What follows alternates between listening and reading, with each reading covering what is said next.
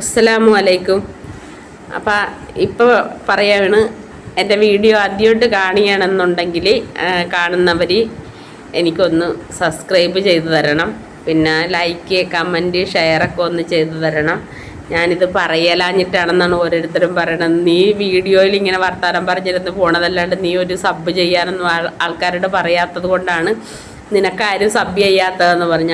ഞാൻ പറയാതെ തന്നെ ഓരോരുത്തർ അറിഞ്ഞ് ചെയ്യുന്നുണ്ട്. പിന്നെ പറഞ്ഞ് നമ്മൾ യൂട്യൂബർമാർ നമ്മുടെ ഒരു കടമയാണ്, ഇതൊക്കെ പറയേണ്ട നമ്മുടെ ഒരു കടമയാണ്. ആദ്യം തുടങ്ങുമ്പോൾ തന്നെ അതിനെക്കുറിച്ച് പറഞ്ഞിട്ട് വേണം പിന്നെ ബാക്കിയുള്ള കാര്യങ്ങൾ പറയാനെന്ന് പറഞ്ഞു. അപ്പോൾ അതുകൊണ്ട് ഞാൻ പറയുകയാണ്, ആദ്യമായിട്ട് എൻ്റെ ചാനലല്ല വീഡിയോ കാണുന്നവരാണെന്നുണ്ടെങ്കിൽ എന്നെ ഒന്ന് സബ് ചെയ്ത് തരണം. പിന്നെ ലൈക്ക്, കമൻറ്റ്, ഷെയറൊക്കെ ഒന്നുകൂടി പറയുകയാണ് ചെയ്തു തരണം. അപ്പം എനിക്ക് ഇന്നിപ്പം ഞാൻ ആ പാടത്തൊക്കെ പോയി നടന്ന് റീലും ഒരു വലിയ വീഡിയോ ഒക്കെ ചെയ്തിട്ടിട്ടുണ്ട്. പിന്നെ അത്ര വലിയ കാര്യങ്ങളൊന്നും അല്ല, എന്നാലും അല്ലാതെ ഇപ്പം ഞാൻ എന്താ പറയേണ്ടത്. ഞാൻ പറഞ്ഞില്ല, പുറത്തേക്കൊന്നും അധികം യാത്ര ചെയ്യാത്ത വ്യക്തി ആയതുകൊണ്ട് തന്നെ എനിക്ക് എവിടെ പോയൊരു വീഡിയോ എടുക്കണം എന്നൊന്നും എനിക്കറിയത്തില്ല. അല്ലെ നമ്മുടെ കൂട്ടത്തിൽ ആരെങ്കിലും ഒരു കുഞ്ഞെന്ന് പറഞ്ഞാൽ തീരെ കുഞ്ഞല്ല, ഒരു 10-15 വയസ്സുള്ളൊരു കൊച്ച് നമ്മുടെ കൂട്ടത്തിലുണ്ടെങ്കിൽ പിന്നെ എനിക്കൊന്നും നോക്കാനില്ല, നമ്മളങ്ങോട്ട് പോകും. പക്ഷേ ഇതിപ്പോൾ ഞാൻ ഈ ഒറ്റാന്തടിയായിട്ട് നമുക്ക് വല്ലയിടത്തുമൊക്കെ പോയി വീഡിയോ പിടിക്കാൻ പറ്റിയല്ലല്ല. അതും പെണ്ണല്ലേ, ആണുങ്ങളാണെങ്കിൽ കുഴപ്പമില്ല, പെണ്ണല്ലേ. പെണ്ണുങ്ങൾക്കൊന്നും ചെയ്യാൻ പറ്റിയാലെന്നല്ല, എല്ലാ പെണ്ണുങ്ങൾക്കും ആണുങ്ങൾ ചെയ്യുന്ന ഓരോ പ്രവൃത്തിയും പെണ്ണുങ്ങൾക്കും ചെയ്യാൻ പറ്റും. പക്ഷേ നമ്മൾ ദൂരെയൊക്കെ പോയി വീഡിയോ ഒന്നും ചെയ്യൽ നടക്കുകയില്ല, കാല് കടയാണ് പിള്ളേർ. അതാണ് ഞാൻ ഇക്കിടന്നിട്ട് ഉരുളണത്. അപ്പം പിന്നെ ഞാൻ പറഞ്ഞില്ലേ, യൂട്യൂബ് വലിയ വലിയ നിയമങ്ങളും നിബന്ധനകളും ഒക്കെയാണ് കൊണ്ടുവന്നിരിക്കുന്നത്. എന്നെപ്പോലെ ചെറിയ ചെറിയ യൂട്യൂബർമാർ അതിൽ പിടിച്ച് നിൽക്കാനായിട്ട് ഒരുപാട് പണിപ്പെടേണ്ടി വരും. അപ്പം പിന്നെ എനിക്കിപ്പോൾ 40,000 സബ്സ്ക്രൈബർ ആയിട്ടുണ്ട്. അപ്പോൾ അതുകൊണ്ട് എനിക്ക് അത്രക്ക് വലിയ വിഷയം വരികയെന്നാണ് ഞാൻ പ്രതീക്ഷിക്കുന്നത്. വെച്ചാൽ ഇപ്പം തുടക്കത്തിൽ ഒരു 500 ആയ സബ്സ്ക്രൈബർമാരില്ലേ, ഇപ്പോൾ ഒരു കുറച്ച് ദിവസങ്ങൾ ഒരു 5-8-10 മാസം അല്ല ഒരു വർഷമൊക്കെ കഴിഞ്ഞിട്ടും വ്യൂസൊന്നും കൂടാതെ അതുപോലെ വീഡിയോ ഒക്കെ ഇടാതെ ഒക്കെ ഇരിക്കുന്ന വ്യക്തികൾക്കാണെന്നുണ്ടെങ്കിലാണ് എനിക്ക് തോന്നണ പ്രശ്നം. പിന്നെ നമ്മൾ കണ്ടിന്യൂസ് ആയിട്ട് ഞാനിപ്പോൾ കുറേ കാലങ്ങൾ കണ്ടിന്യൂസ് ആയിട്ട് വീഡിയോ ചെയ്തതാണ്. പിന്നെ കുറച്ച് സമയം അങ്ങോട്ട് നിർത്തി വെച്ചിട്ട് വല്ലപ്പോഴും ഒന്നും രണ്ടും വീഡിയോ ഇട്ടപ്പോഴാണ് എനിക്ക് ആദ്യം മോണിറ്റൈസേഷൻ ആയത് ഓഫായി പോയത്. വെച്ചാൽ പിന്നെ യൂട്യൂബിന് നമ്മൾ ജോലി ചെയ്ത് കൊടുത്താലേ യൂട്യൂബ് നമുക്ക് വേതനം തരുള്ളൂ, അല്ലാതെ നമുക്ക് വെറുതെ വേതനം അദ്ദേഹം തരികയില്ല. അപ്പം വീഡിയോ കണ്ടിന്യൂസ് ആയിട്ട് നമ്മളിങ്ങനെ ഇട്ടുകൊണ്ടേയിരിക്കണം. അപ്പം ഞാൻ ആലോചിച്ച് എന്തെങ്കിലുമൊക്കെ നമ്മളുടെ വീട്ടിൽ നടക്കുന്ന കാര്യം അതാണിപ്പോഴും എല്ലാപ്പോഴും പറയുന്നത്. എന്നാലും ഞാൻ ഓർക്കണം, ഇപ്പോൾ എവിടെയെങ്കിലുമൊക്കെ പോയാൽ തന്നെയും നമുക്കൊരു നടന്നുമൊക്കെ ഒരു 3-4 മിനിറ്റ് വീഡിയോ ഇട്ടാൽ നിങ്ങൾ കാണത്തില്ലേ? നിങ്ങൾ കാണും, എനിക്കറിയാം. എൻ്റെ പ്രേക്ഷകരെ ഏതായാലും ഞാൻ നേരിട്ട് കണ്ടിട്ടില്ലെങ്കിലും എൻ്റെ പ്രേക്ഷകരെ എനിക്കറിയാം. പിന്നെ അതുപോലെ തന്നെ കമൻറ്റിലൂടെ ആണെങ്കിലുമൊക്കെ എൻ്റെ പ്രേക്ഷകരുടെ മനസ്സെന്താണെന്നുള്ളത് ഞാൻ വായിച്ചറിഞ്ഞിട്ടുണ്ട്. അപ്പം കുശുംബന്മാരും ഉണ്ട്, ആ കൂട്ടത്തിൽ കുശുംബിമാരും ഒക്കെ ഉണ്ട്. എന്നാലും എൻ്റെ പ്രേക്ഷകർക്ക് എന്നോട് എപ്പോഴും സ്നേഹമായിരിക്കും. കുശുംബും കുന്നായ്മയൊക്കെ ഉള്ളവർ നമുക്ക് ഒന്നും ചെയ്യല, സബും ചെയ്യല, ലൈക്കും ചെയ്യല, ഷെയറും ചെയ്യല, ഒന്നും ചെയ്യല. അവർ മാക്സിമം കമൻറ്റ് പറഞ്ഞ് കുത്തി വേദനിപ്പിക്കാൻ പറ്റുമെങ്കിൽ അങ്ങനെ ചെയ്യും. അപ്പം കഴിഞ്ഞിടക്ക് ഒരു പിന്നെ എന്തെന്നാണ് സോഷ്യൽ മീഡിയയിലല്ല, ഒരു എന്തോ ഒരു പ്രവർത്തകയാണ്, ഈ കുട്ടികളുടെ ക്ഷേമത്തിന് വേണ്ടി പ്രവർത്തിക്കുന്ന ഒരു പ്രവർത്തകയാണ്, മുസ്ലിമാണ്.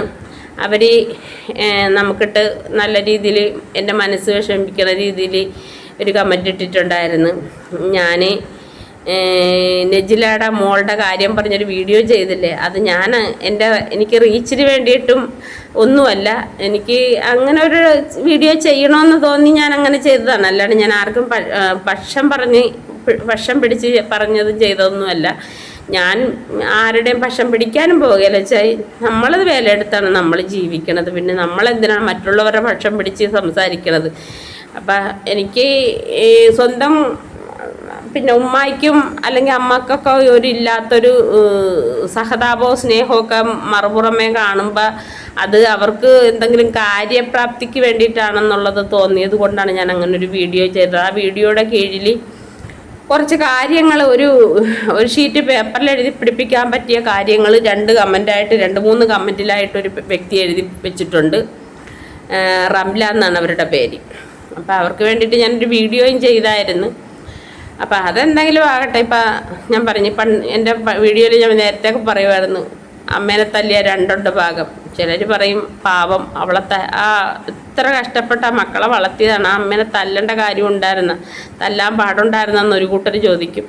വേറൊരു കൂട്ടർ പറയും അവളെന്നല്ല ഒരടിയെ കൊടുത്തോളാം, 2 കൂടി കൊടുക്കേണ്ടതായിരുന്നു അവൾ അത്രക്ക് ഇടങ്ങേറാണെന്ന് ചിലർ പറയും.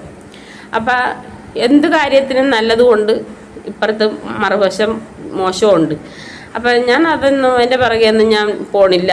നമുക്ക് ആൾക്കാരെ പിറകെ ഇങ്ങനെ നടക്കാനും നേരെയില്ല. പക്ഷേ ഞാൻ പറഞ്ഞില്ലേ, ഞാൻ ഒറ്റ തടിയാണ്. എനിക്കൊന്ന് ജീവിച്ച് മുന്നിലേക്ക് പോകണം. എനിക്ക് ഇനിയും കടവും വിലയൊന്നും മേടിച്ച് ഒന്നും ജീവിക്കാൻ എനിക്ക് വയ്യ. എൻ്റെ അധ്വാനത്തിലൂടെ 10 പൈസ ഉണ്ടാക്കിയെടുക്കണം. അത് ഞാൻ കണ്ട വീട്ടിൽ പോയി അഴുക്കും മെഴുക്കുമൊക്കെ വാരി ഞാൻ ചെയ്യുന്നുണ്ട്. പിന്നെ ഇതും ഒരു സൈഡായിട്ടിരിക്കണമെങ്കിൽ 100 രൂപയുടെ കാശ് അതിൽ നിന്ന് കിട്ടിയാലും നല്ല കാര്യമല്ലേ എന്ന് ഓർത്തിട്ടാണ് ഇതും ഇതിൻ്റെ പുറകെ ഇങ്ങനെ പോകുന്നത്. ഞാൻ നേരത്തെ പലപ്പോഴും ഞാൻ പറഞ്ഞിട്ടുണ്ടായിരുന്നു, കാശിന് വേണ്ടിയിട്ടാണ് ചെയ്യണതെങ്കിലും ഇപ്പം ഇതൊരു സാന്ത്വനവും സമാധാനവും കൂടി ആയിക്കൊണ്ടിരിക്കണേ. ഞാൻ ഇതുപോലെ വന്ന് എൻ്റെ മനസ്സിൻ്റെ വിങ്ങലും വേദനയൊക്കെ 2-3 വാക്കുകളായിട്ട് നിങ്ങളിലേക്ക് പറയുമ്പോൾ നിങ്ങൾ അറിയുമ്പോൾ അല്ല നിങ്ങളേത് പറയുമ്പോൾ എനിക്ക് മനസ്സിനൊരു ശാന്തതയും സമാധാനവും ഒക്കെ കിട്ടും.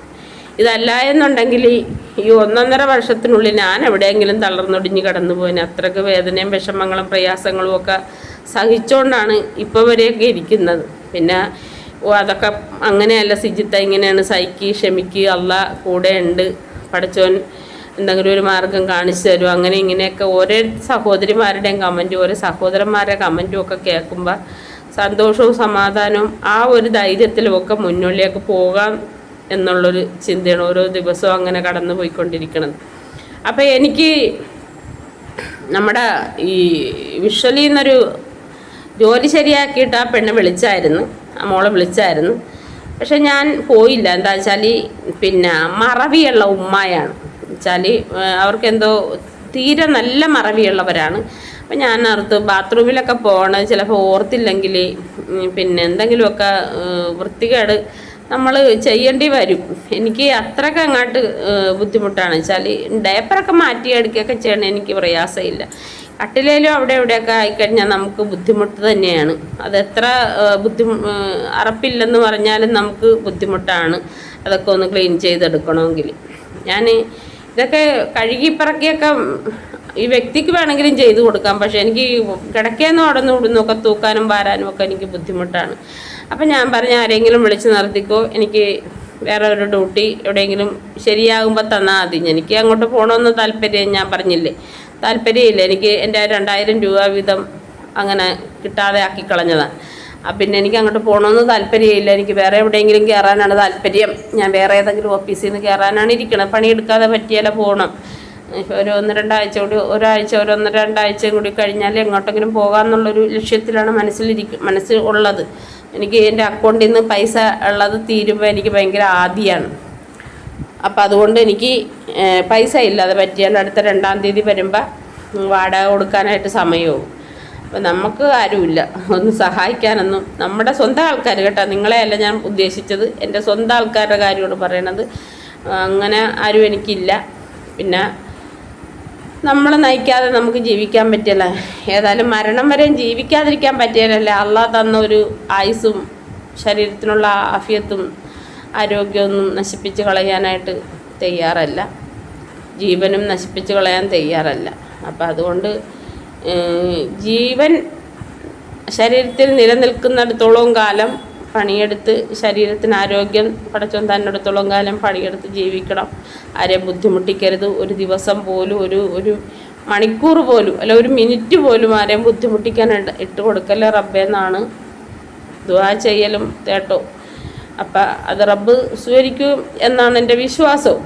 എന്നുവെച്ചാൽ ഞാൻ പറഞ്ഞില്ലേ, ഞാൻ ഏതായാലും ഒരു മോശം കാര്യമൊന്നും ഞാൻ അല്ല ചെയ്ത് ജീവിക്കുന്നത്.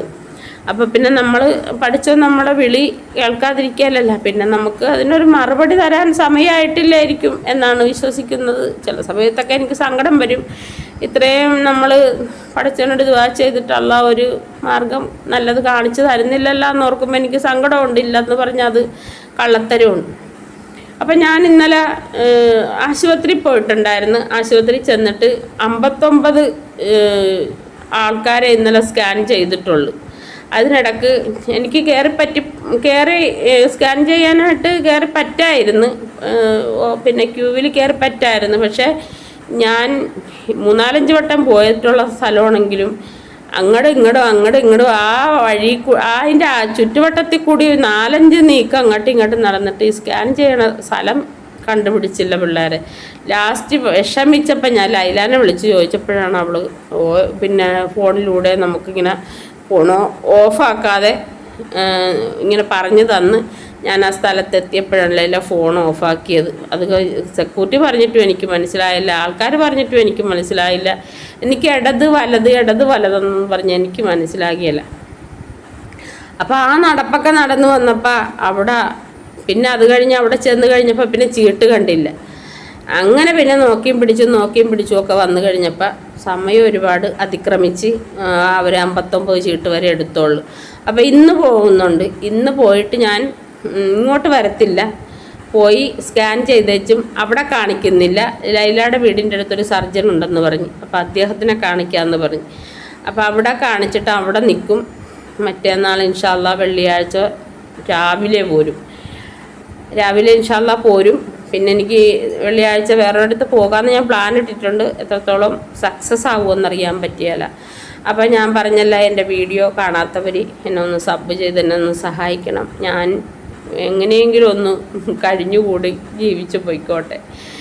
നല്ല രീതിയിൽ ഒരു ഗ്ലാസ് വെള്ളം തിളപ്പിച്ച് കുടിച്ച് സമാധാനത്തിൽ കിടക്കണമെന്നും മരിക്കണമെന്നും ഒക്കെയാണ് ആഗ്രഹം. എന്നുവെച്ചാൽ തെണ്ടാനും പോകാനൊന്നും വയ്യ. നമുക്ക് നമ്മുടെ എന്താ പറയണ്ട, ഒരുപാടൊക്കെ അങ്ങനെ നടന്ന് സതക്കായ്ക്കും കാര്യങ്ങൾക്കൊക്കെ പണ്ട്, ഇപ്പോഴല്ല കേട്ടോ, പണ്ട്. അപ്പോൾ ഇനി എനിക്ക് അങ്ങനെ പോകാനൊന്നും വയ്യ. എവിടെയെങ്കിലും നടന്ന് വേലയെടുത്ത് ഇതിൽ നിന്നും എന്തെങ്കിലുമൊക്കെ കിട്ടിയാൽ അൽഹംദുലില്ലാ മുന്നോട്ട് പോകാനാണ് താല്പര്യം.